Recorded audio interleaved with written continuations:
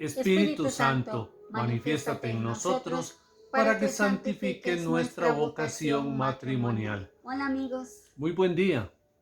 Dentro de lo maravilloso de ser católicos es la riqueza de las fiestas litúrgicas que celebramos en la Iglesia de Cristo. Apenas ayer conmemorábamos la venida del Espíritu Santo sobre el Colegio Apostólico y María Santísima, Madre del Señor.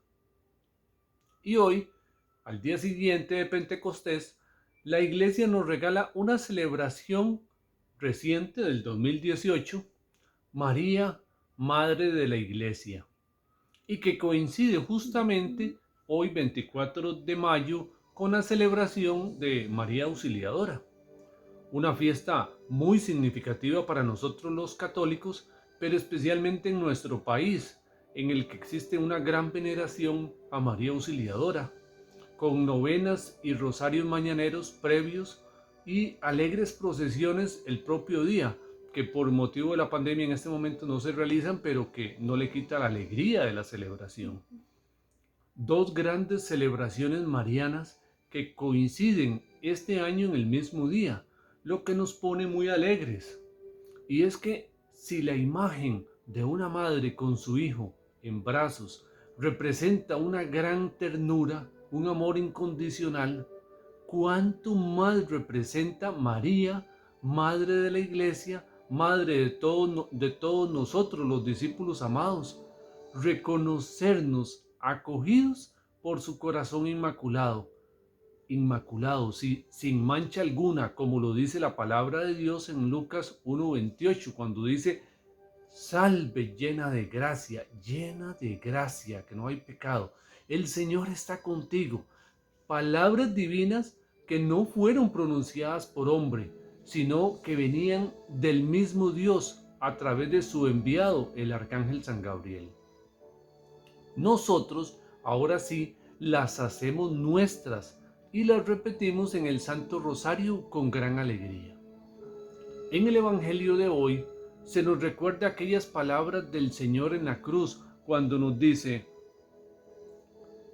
que Jesús, al ver a la madre y junto a ella al discípulo que más quería, dijo a la madre: mujer, ahí tienes a tu hijo. Después dijo al discípulo: ahí tienes a tu madre. Y desde aquel momento el discípulo se la llevó a su casa, la acogió en su casa. En esas palabras, el discípulo no tiene nombre, no se dice su nombre, porque todos podemos ser ese discípulo amado por Jesús si acogemos a su madre en nuestra casa. Qué maravilloso gesto el que nos da el Señor antes de morir. Nos da a su madre como madre nuestra. Nunca más vamos a estar huérfanos, aun cuando nuestra madre terrena falte. Tenemos a la mejor de las madres que nos acoge en su corazón inmaculado.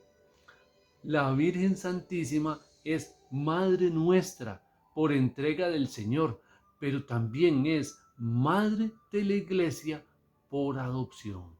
Ella, por el fiat, el hágase en mí según su palabra que pronunció, dio al mundo al Salvador. Por eso es Madre de Dios. Y en Pentecostés estuvo reunida con los apóstoles en el nacimiento de la iglesia, como nos lo relata Hechos 1:14.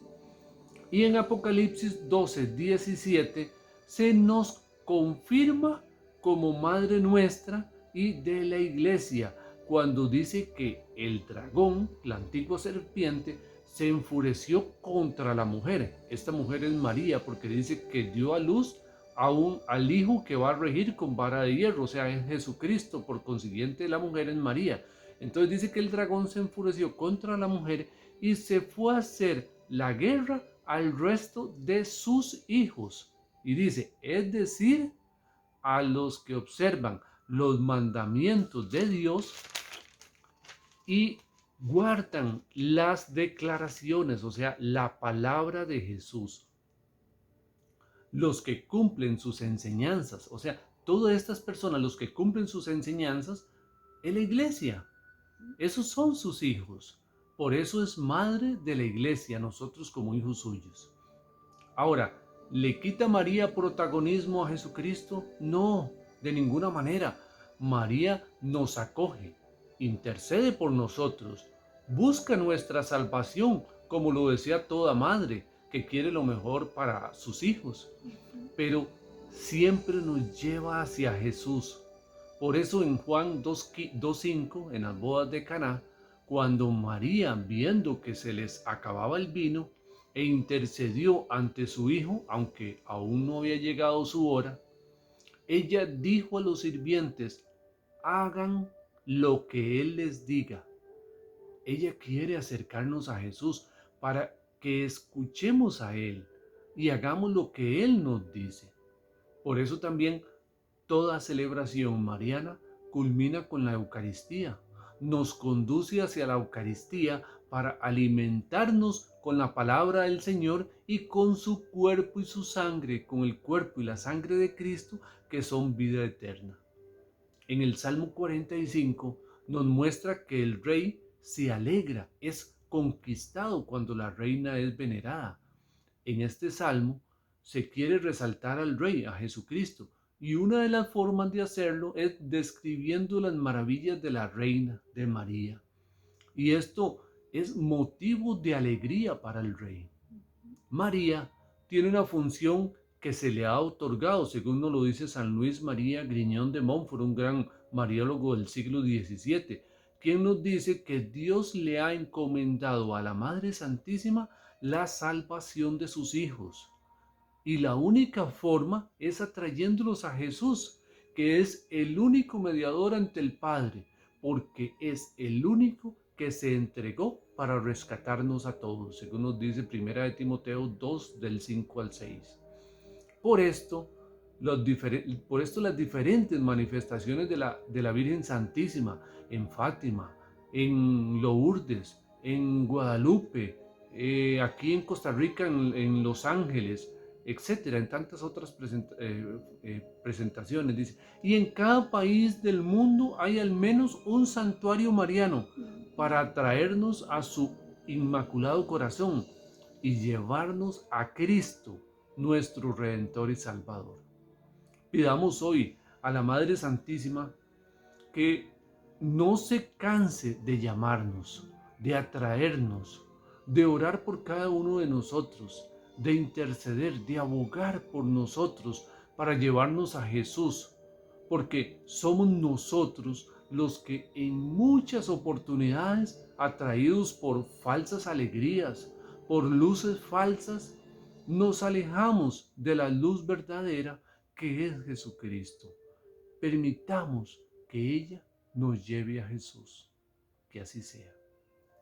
Señor, ayúdanos para enfocarnos en el potencial que ofrecemos y no en las limitaciones que tenemos. Amén.